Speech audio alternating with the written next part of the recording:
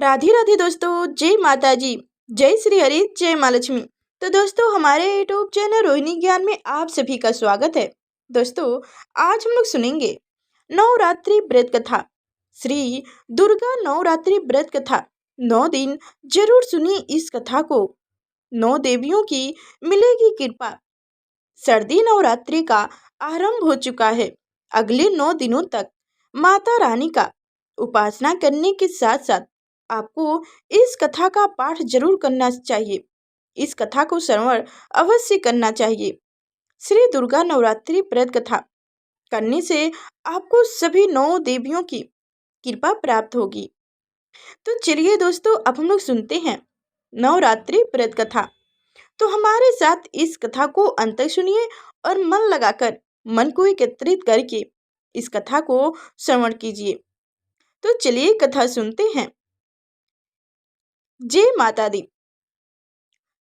बृहस्पति जी बोले, हे ब्रह्मा जी, आप अत्यंत बुद्धिमान, सर्वशास्त्र और चारों वेद को जानने वाले में श्रेष्ठ हो। हे प्रभु, कृपा कर मेरा वचन सुनो। चैत अश्विन माघ और आषाढ़ माह के शुक्ल पक्ष में नवरात्रि का व्रत और उत्सव क्यों किया जाता है? हे भगवान, इस व्रत का फल क्या है? किस प्रकार करना उचित है? और पहले इस व्रत को किसने किया, सो विस्तार से कहो। बृहस्पति जी का ऐसा प्रश्न सुनकर ब्रह्मा जी कहने लगे कि हे बृहस्पति, प्राणियों का हित करने की इच्छा से तुमने बहुत ही अच्छा प्रश्न किया है। जो मानुष मनोरथ पूरे करने वाली दुर्गा महादेवी सूर्य और नारायण को ध्यान करते हैं, वह मनुष्य धन हो जाते हैं। यह नवरात्र व्रत संपूर्ण मनोकामनाओं को पूर्ण करने वाला है। इसके करने से पुत्र चाहने वालों को पुत्र, धन चाहने वालों को धन, विद्या चाहने वालों को विद्या और सुख चाहने वालों को सुख मिल सकता है। इस व्रत के करने से रोगी मनुष्य का रोग दूर हो जाता है और कारागार में पड़ा हुआ मनुष्य बंधन से छूट जाता है। मनुष्य की तमाम विपत्तियां दूर हो जाती है और इनके घर में संपत्ति संपूर्ण आकर उपस्थित हो जाती है। निर्वंश और कारक के निर्वंश के इस व्रत के करने से पुत्र हो जाता है। समस्त पापों को दूर करने वाले इस व्रत को करने से ऐसा कौन सा मनोरथ है जो सिद्ध नहीं हो सकता? यदि व्रत करने वाले मनुष्य सारे दिन का उपवास ना कर सके तो एक समय भोजन करे और उस दिन बंधुओं सहित नवरात्रि व्रत की कथा का श्रवण करे। हे बृहस्पति, जिसने पहली इस महाव्रत को किया है, उसका पवित्र इतिहास में तुम्हें सुनाता हूँ। तुम ध्यान पूर्वक होकर सुनो। इस प्रकार ब्रह्मा जी के वचन सुनकर बृहस्पति जी बोले, हे ब्रह्मा, मानुष को कल्याण करने वाले इस व्रत के इतिहास को मेरे लिए कहा। मैं सावधान होकर सुन रहा हूँ। आपकी शरण में आया हूँ, मुझ पर कृपा करो। ब्रह्मा जी बोले, पीठ नाम के मनोहर नगर में एक अनाथ नाम का ब्राह्मण रहता था। वह भगवती दुर्गा का भक्त था।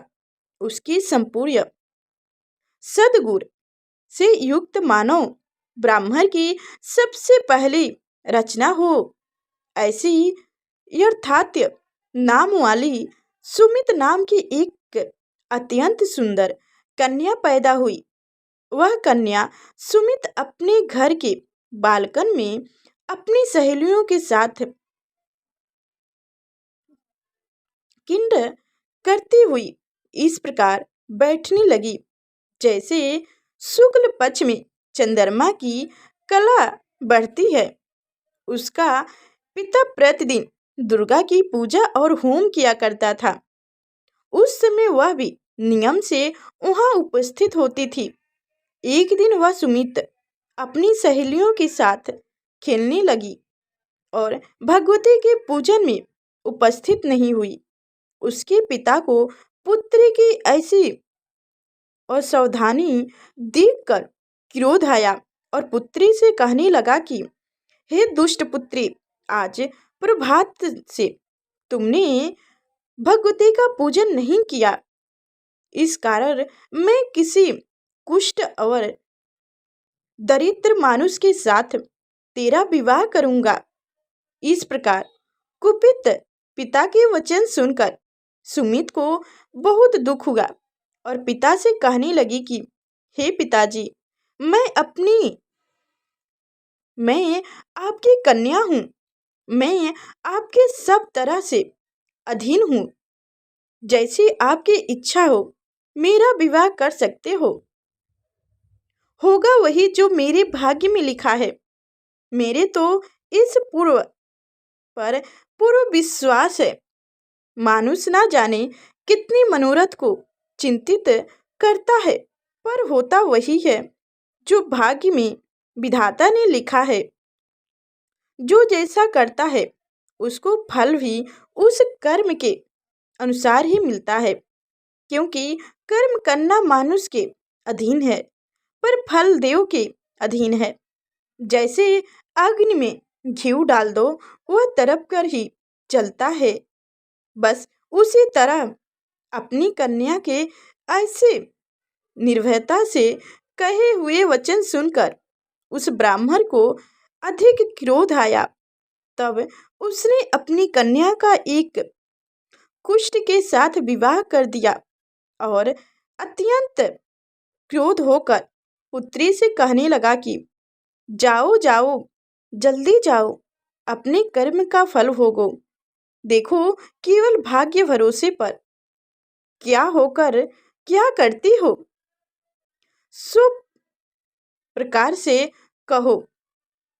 कहे हुए इस प्रकार से पिता की बात कहे हुए कटु वचन सुनकर सुमित अपने मन में विचार करने लगी कि अहो, मेरा बड़ा दुर्भाग्य है जिससे मुझे ऐसा पति मिला। इस तरह अपने दुख का विचार करती हुई वह सुमित अपने पिता के घर से चली गई अपनी पति के साथ वन में। और भयंकर वन में कुश युक्त पर स्थान पर उन्होंने वह रात बड़े कष्ट से बिताती।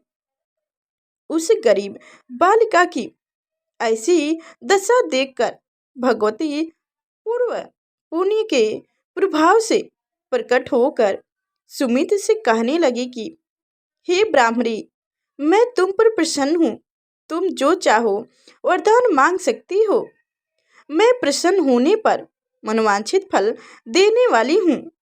इस प्रकार भगवती दुर्गा का वचन सुनकर ब्राह्मणी कहने लगी कि आप कौन हैं जो मुझ पर प्रसन्न हुए हो। यह सब मेरे लिए कहाँ और अपनी कृपा दृष्टि से मुझे दासी की कृत करो। ऐसा ब्राह्मणी का वचन सुनकर देवी कहने लगी कि मैं यदि आदि शक्ति हूँ और मैं ही ब्रह्मा विद्या और सरस्वती हूँ। मैं प्रसन्न होने पर प्राणियों को दुख दूर कर उसको सुख प्रदान करती हूँ। हे ब्राह्मणी, मैं तुम पर तेरे पूर्व जन्म के पुण्य का प्रभाव से प्रसन्न हूँ। तुम्हारे पुण्य जन्म का वृत्तांत सुनाती हूँ, सुनो। तो पूर्व जन्म में निषाद भील की स्त्री थी और अति पतिव्रता थी। एक दिन तेरे पति निषाद ने चोरी की। चोरी करने के कारण तुम दोनों को सिपाहियों ने पकड़ लिया और ले जाकर जेल खाने में कैद कर दिया।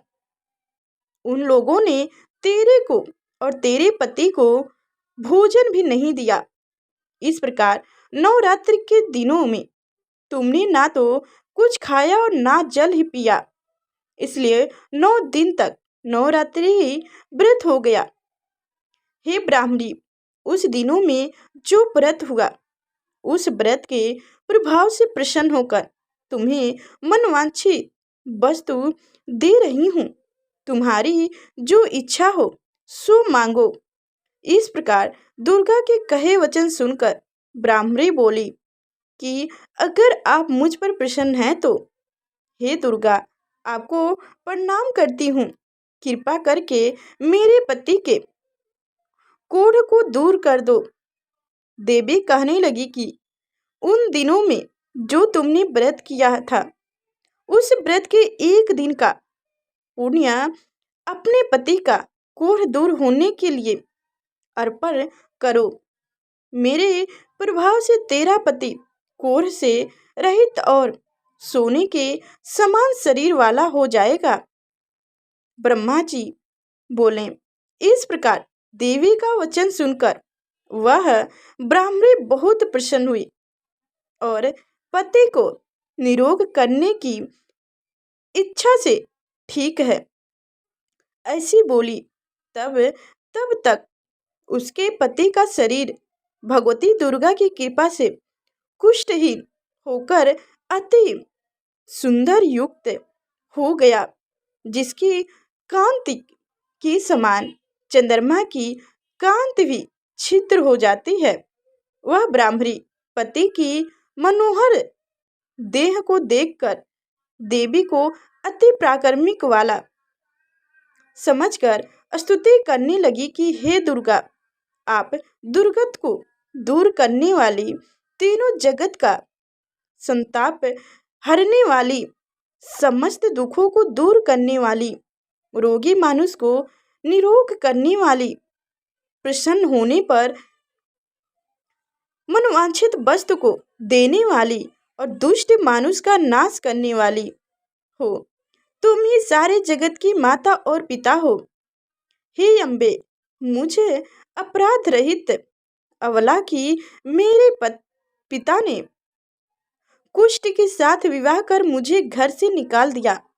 उसकी निकाली हुई मैं पृथ्वी पर घूमने लगी। अपने ही मेरा इस अप्रीत रूपी समुद्र से उद्धार किया है। हे देवी, आपको प्रणाम करती हूँ। मुझ दीन की रक्षा करो। ब्रह्मा जी बोले कि हे बृहस्पति, इसी प्रकार उस सुमित ने मन से देवी की बहुत स्तुति की। इससे ही हुई स्तुति सुनकर देवी को बहुत आनंद हुआ और ब्राह्मणी से कहने लगी कि हे ब्राह्मणी, तुम्हारे उद्याल नामक का एक अति बुद्धिमान, धनवान, कृत्यवान और जेतनंद पुत्र शीघ्र ही होगा। ऐसा कहकर वह देवी उस ब्राह्मणी से फिर कहने लगी कि हे ब्राह्मणी, और जो कुछ तेरी इच्छा हो वही मनवांछित वस्तु तुम मांग सकती हो। ऐसा भगवती दुर्गा का वचन सुनकर सुमित बोली कि हे भगवती दुर्गा, अगर आप मेरे पर प्रसन्न हैं तो कृपा कर मुझे नवरात्रि विधि बताइए। हे गायत्री, जिस विधि से नवरात्र व्रत करने से आप प्रसन्न होती हैं, उस विधि और उनके फल को मेरे लिए विस्तार से वर्णन करें। इस प्रकार ब्राह्मणी की वचन सुनकर दुर्गा कहने लगी कि हे ब्राह्मणी, मैं तुम्हारे लिए संपूर्ण पापों को दूर करने वाली नवरात्र व्रत को विधि को बतलाती हूँ, जिसको सुनने से तमाम पापों से छुटकारा, मोक्ष की प्राप्ति हो जाती है। अश्विन माह के शुक्ल पक्ष की प्रतिपदा से लेकर 9 दिन तक विधि पूर्वक व्रत करें। यदि दिन भर का व्रत ना कर सके तो एक समय का भोजन करें। पढ़े लिखे ब्राह्मणों से पूछकर घंट स्थापित करें और वाटिका बनाकर उसको प्रतिदिन जल से सींचे। महाकाली, महालक्ष्मी और महासरस्वती की मूर्ति बनाकर उसकी निष्ठ विधि सहित पूजन करें और पुष्पों से विधि पूर्वक अर्घ्य दें। बिचौर के फल से अर्घ देने से रूप की प्राप्ति होती है। जय फल से कृति खादि से कार्य की सिद्धि होती है। आंवले से सुख और केले से भस्म की प्राप्ति होती है। इस प्रकार फलों से अर्घ देकर यथाविधि हवन करें। खंड घी, गेहूं, शहद, तो जौ, तिल, अम्बी, नारियल, दाख और कमद, इनसे हवन करें। गेहूं होम करने से लक्ष्मी की प्राप्ति होती है। खीर एवं चंपा के पुष्प से धन और पत्तनों से तेज और सुख की प्राप्ति होती है। आंवले से कार्तिकेय और केले से पुत्र हो। कमल से राज्य सम्मान और दुखों से सुख प्राप्ति की संपत्ति की प्राप्ति होती है। व्रत करने वाला मनुष्य इस विधि से होम कर आचार्य को अत्यंत नम्रता के साथ प्रणाम कर और यज्ञ की सिद्धि के लिए उसे दक्षिणा दें। इस महाव्रत को पहले बताई हुई विधि के अनुसार जो कोई करता है उसके सब मनोरथ सिद्ध हो जाते हैं। इनमें तनिक भी संयम नहीं है। इन 9 दिनों में जो कुछ दान आदि दिया जाता है उसका करोड़ों गुना फल मिलता है। इस नवरात्रि के व्रत करने से ही अश्विन माघ यज्ञ का फल मिलता है। हे ब्राह्मणी, इस संपूर्ण मनोकामनाओं को पूर्ण करने वाले उत्तम व्रत को तीर्थ, मंदिर अथवा घर में ही विधि के अनुसार करें। ब्रह्मा जी बोले कि हे बृहस्पति, इस प्रकार ब्राह्मणी को व्रत की विधि और फल बताकर देवी अंतर्ध्यान हो गई। जो मनुष्य यह स्त्री इस व्रत को भक्ति पूर्वक करता है वह इस लोक में सुख पाकर अंत में दुर्लभ मोक्ष को प्राप्त होता है। हे बृहस्पति, यह दुर्लभ व्रत का महात्म्य मैंने तुम्हारे लिए बतलाया है। ऐसा ब्राह्मण जी के वचन सुनकर बृहस्पति जी आनंद के कारण रोमांचित हो गए और ब्रह्मा जी ने से कहने लगे, हे ब्रह्मा जी, आपने मुझ पर अति कृपा की जो अमृत के समान इस नवरात्र व्रत का कथा सुनाया। हे प्रभु, आपके बिना और कौन इस कथा को सुना सकता है। ऐसे बृहस्पति जी के वचन सुनकर ब्रह्मा जी बोले कि हे बृहस्पति, मैंने सब प्राणियों का हित करने वाले इस लौकिक व्रत को पूजा है, इसलिए तुम धन्य हो। यह भगवती शक्ति संपूर्ण लोकों का पालन करने वाली है। इस महादेवी के प्रभाव को कौन जान सकता है। तो जय हो बृहस्पति देव, जय हो ब्रह्मादेव। जैसे आप दोनों ने कथा कही सुनी, इस कथा को श्रवण की, वैसे ही कथा सुनने वाले, कथा सुनाने वाले सभी इस व्रत को श्रवण कीजिए और अच्छे से व्रत कथा को सुनिएगा। और जरा से भी हमारी कथा आपको अच्छी लगी हो तो चैनल को लाइक करके और सब्सक्राइब अवश्य कर लीजिएगा। साथ में बेल आइकन की घंटी दबा दीजिएगा ताकि आगे जो मैं ऐसी कथा लेकर आऊँ तो सबसे पहले आप तक नोटिफिकेशन पहुँचे। और कमेंट में जय माता दी अवश्य लिखिएगा। तो नमस्कार दोस्तों।